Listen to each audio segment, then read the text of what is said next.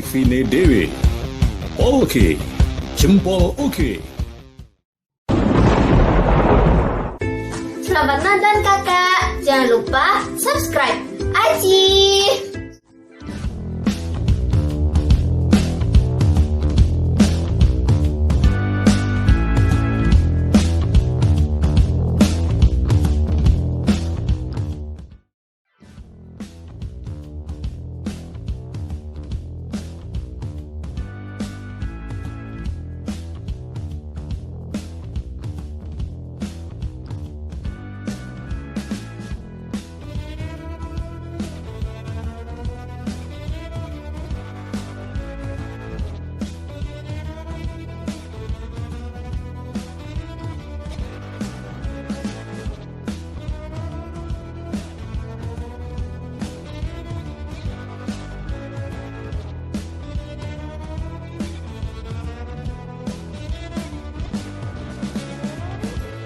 Juga dengan karena kita bicara tentang bilah ya, sementara ini kan kalau kita bicara di masyarakat umum ya tadi istilahnya waton itu pisau atau golok, waton itu landep, dipakai kan gitu ya. Begitu. Sementara kalau dihitung secara dalam tanda kutip teknis perbilahan kan ya nggak gitu kan. Nah, ini mungkin bisa diberikan semacam pencerahan Mas Yusman. Jadi kalau kita cuma butuh tajam sebenarnya, kita ambil seng, kita asah aja tajam.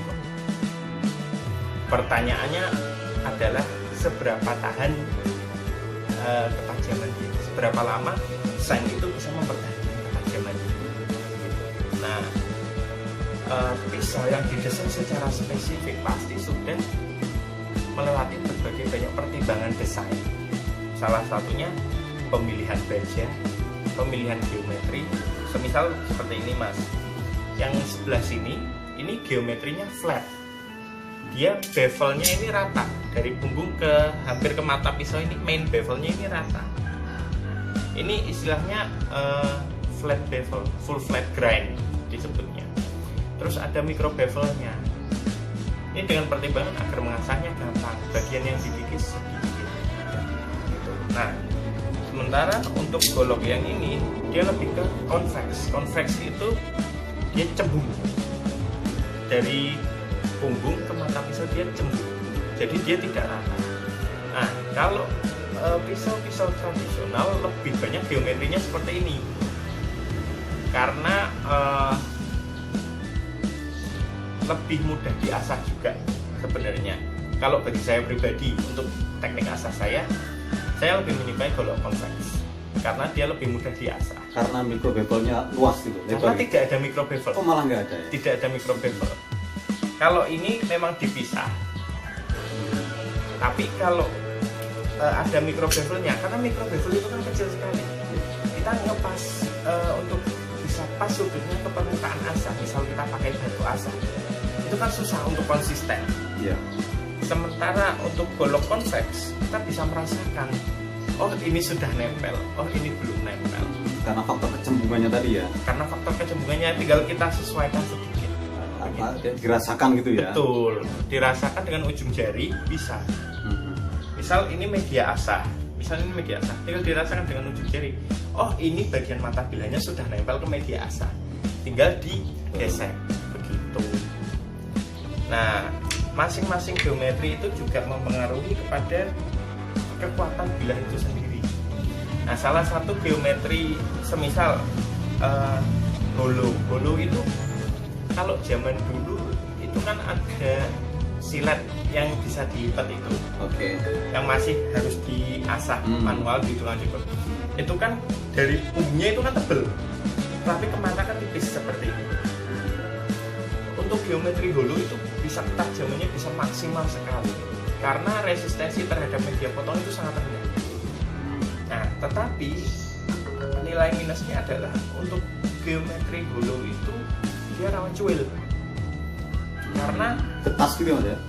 Betul, getas, lebih getas karena dalam tanda kutip daging yang support di belakang mata pisau ini sedikit. Begitu. Ya. Makanya untuk geometri holo itu tidak bisa dipakai untuk kerja berat. sementara convex ini lebih sesuai untuk kerja berat karena di bagian belakang edge itu berduri dan tidak ada stress point. Sementara kalau flat dengan micro bevel itu kan ada sudut dari sudut yang membelokkan dari micro bevel ke bevel utama. Dari micro bevel sini kan gini ke bevel utama gini. Nah, dalam pisau setiap sudut itu bisa menjadi stress point. Nah, stress point itu bisa menjadi pemicu kerusakan, semisal chipping atau cuil, terus rolling atau penyok mata pisaunya gitu. Ya. Jadi kalau pisau sembelih ya, katakan tadi mungkin bisa cuil atau mungkin bisa penyok gitu mas. Ya. Itu apakah itu juga satu kasus yang sering terjadi? Saya sih jarang menemui kasus golok atau pisau potong itu, pisau sembelih itu cuil atau penyok. Nah, itu ketika itu terjadi biasanya karena faktor apa mas? Nah, biasanya karena terlalu bersemangat. Jadi berarti faktor teknis ya? Faktor teknis. Okay. Jadi pisau sembelih itu didesain untuk memotong media yang lunak, yaitu kulit dan urat-urat yang berada di belakangnya. Nah, terkadang misal kita pakai gaya dorong, orang mendorongnya terlalu bersemangat, ujungnya mentok ke semen. Itu bisa cuil Atau bisa sampai ke tulang bahkan ya? Betul. Itu kejadian yang paling sering kedua biasanya. Dia dorongnya terlalu semangat, sudah mentok tulang, masih digesek lagi gitu. Sementara rata-rata pisau sembelih itu kan seperti yang kita bicarakan tadi, yang di highlight, yang paling dibutuhkan adalah daya tahan ketajaman dan geometri. Nah, sementara pada umumnya dengan baja yang dalam tanda kutip seadanya di Indonesia, kita bisa mengakali dengan kekerasan, yaitu apabila satu baja dia sepuh atau heat treatmentnya itu lebih keras, maka secara umum daya tahan ketajaman dia juga akan meningkat. Nah, tetapi semakin keras baja itu semakin getas pula baja. Rapuh ya, gampang cuil tadi. Gampang cuil tadi. Nah, ini termasuk per maksudnya, bahan per gitu? Ya, bisa. Tapi kalau baja itu terlalu lunak, dia juga akan menjadi mudah rolling, mudah penyok. Penyok gitu ya? Iya, betul. Kan nggak selalu cuil, kadang juga ada yang bagian matanya bengkok ke sini, begitu kan? Iya. Nah, pisau yang baik adalah yang bisa mempertahankan dia nggak rolling, tapi nggak chipping juga. Ada sweet spotnya di tengahnya itu, antara terlalu empuk ataupun terlalu ketas. Ya, ini satu katakan ini sangat teknis ya. Sangat teknis. Sangat teknis. Jadi kita kan kenal nih yang ada di masyarakat, katakan yang awam ya, bukan yang profesional jenis sembelih gitu ya. Ini kan biasanya kan ya tadi bisa dari bahan per. Nah, katakan ini buatan tangan, atau mungkin pandai atau apalah istilahnya. Nah, kalau misalnya ini di-compare dengan yang pabrikan seperti apa Mas Usman?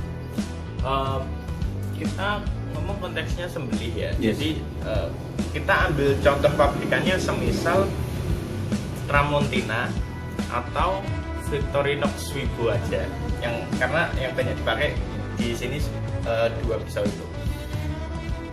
Sebenarnya kalau ngomongin performa secara umum ya, tidak bisa dibandingkan secara langsung karena kita nggak seimbang perbandingannya antara handmade ataupun pabrik. Handmade ini variabelnya banyak banget, kecuali kita ngomongin satu pandai dengan satu bahan. Karena kan kalau kita sekedar embel-embelnya handmade, kita bandinginnya sama handmade bikinan siapa. Kan ada juga yang kualitasnya relatif rendah ataupun relatif tinggi. Ya artinya kalau mau handmade ya dibandingin handmade gitu ya. Betul. Jangan handmade dengan pabrikan ya. Betul, karena tidak akan sesuai juga. Tidak itu dibandingkan ya. Iya, tidak sesuai. Sudah beda, kalau ibarat tinju itu udah beda kelas gitu ya. Betul, beda kelas. Karena untuk pabrikan itu kan konteksnya dia benar-benar workhorse, pisau yang memang dipakai untuk kerja spesifik untuk sesuai desainnya. Misal pisau fillet, ya kalau mau dipakai buat nyembelih bisa aja, cuman ya nggak enak karena tujuan spesifiknya itu pisau untuk fillet. Nah, kalau pisau untuk sembelih yang pabrikan katakanlah Tramontina, Victorinox itu sebenarnya bajanya relatif sama.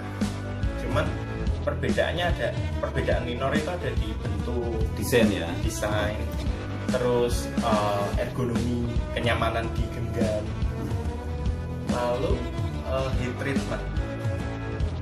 Cara pabrikan tersebut menyepuh bilahnya itu meskipun satu baja yang sama dengan teknik sepuh yang berbeda, maka akan menghasilkan hasil akhir yang berbeda. Misal dari segi daya tahan ketajaman, dari segi ketahanan karat dia bisa berbeda meskipun bahannya ya sama juga. Analoginya seperti ini, ketika kita pesen golok bahan per pada Pandey-A dan kita juga pesen golok bahan per ke Pandey-B, meskipun itu kita bahan kedua-duanya kita bahan yang asing, outputnya nanti pasti akan berbeda karena semuanya berbeda. Beda tangan tadi. Beda tangan. Nah, pabrik pun seperti itu, mereka masing-masing punya resep untuk sepuh bajanya. Ya, kalau misalnya kita bicara sebetulnya pisau atau golok sembelih itu yang ideal yang seperti apa sih? Kalau Yang normatif aja. oke, kalau mau yang ideal mending beli pisau pabrikan. Karena pisau pabrikan itu meskipun kalau kita ngomongin indah ya kurang indah ya, itu pisau untuk kerja pada dasarnya. Artinya bentuknya kaku gitu Bentuknya ya itu gitu-gitu aja. kurang artistik gitu. Betul. Ya. Kan Beda dengan ini ya punya. ya maksudnya kalau ini lebih kelihatan, ke custom kan. ya, catchy gitu ya. Betul. Kalau mau buat nyembelih ya mending beli pisau pabrikan aja. Karena bajanya sudah stainless. Kalau Tramontina dan Swibo itu stainless dan handle-nya sudah jelas antibakterial dan dia nggak licin meskipun kena darah, relatif lebih gripnya lebih bagus daripada semisal kayu atau apa gitu. Nah, tapi ada downside-nya, ada minusnya. Kalau kita bikin handmade custom, katakanlah kita bisa milih dari baja apa aja nih. Dari yang baja yang biasa, katakanlah kikir, per, atau limbah-limbah lain, klaher misal, sampai ke baja-baja super, sampai ke Vanadis 4E, K390 dan lain-lain. Kalau dibandingkan dengan baja-baja super tadi, kualitas atau performa dari baja yang dipakai di Victorinox sama Tramontina ini relatif biasa. Tetapi kalau hanya untuk tujuan menyembelih dan hanya benar-benar cuma untuk menyembelih, sudah lebih dari cukup. Ya, bila pisau atau golok yang untuk sembelih itu bisa dibilang bagus, misalnya dia bisa sekali katakan pakai itu bisa untuk berapa ekor, Mas? Ada nggak patokannya? Ini ya, kita patokannya ke pisau pabrikan aja ya, Oke. karena standarnya jelas mereka. Kalau temen itu ada yang pernah nyoba Victorinox Swibo untuk 20 sapi masih bisa Tanpa ditajamkan lagi ya? tanpa ditajamkan lagi, dan itu masih factory age, yaitu datang dari pabrik belum diasah begitu. Cuman ya yang namanya pabrik juga kan sedikit banyak ada perbedaan. Ada yang mungkin produknya yang batch ini lebih tajam dari batch yang sebelumnya begitu. Variabel-variabel seperti itu tetap ada. Ya, Mas, kapan pisau atau golok itu harus diasah, Mas? Dalam konteks sembelih? Oke. Kalau bagi saya cara ngetesnya kalau sudah tidak atau sudah agak susah, kesulitan motong kertas HVS, saya sudah asah lagi. Ya, itu kan rasanya ketika kita sedang eksekusi ya, itu kan mungkin nggak sempat kita membuat ukur tajamnya. Kalau ketika eksekusi semisal dari 10 sapi ya, Oke. Kalau dari misal di tengah jalan mulai nggak tajam gitu, kerasa kok penurunan performanya dari sapi pertama, kedua, ketiga. Semisal pisaunya dengan edge retention yang rendah, daya tahan ketajamannya yang rendah. Sapi pertama, sapi kedua, sapi ketiga itu berasa penurunan performanya. Mungkin nggak ada ukurannya, tapi bisa dirasakan. Bisa gitu dirasakan oleh juru sembelihnya ya. Betul. Misal kita pakai gaya tarik. Kalau di gaya tarik itu ada istilah buka.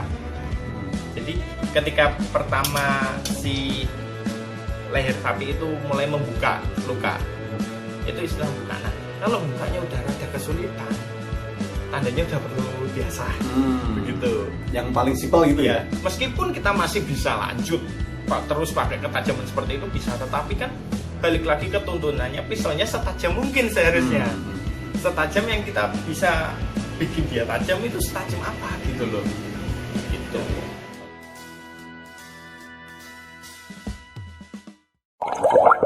Terima kasih Matur Nuwun udah nonton. Jangan lupa di subscribe ya. Sampai jumpa.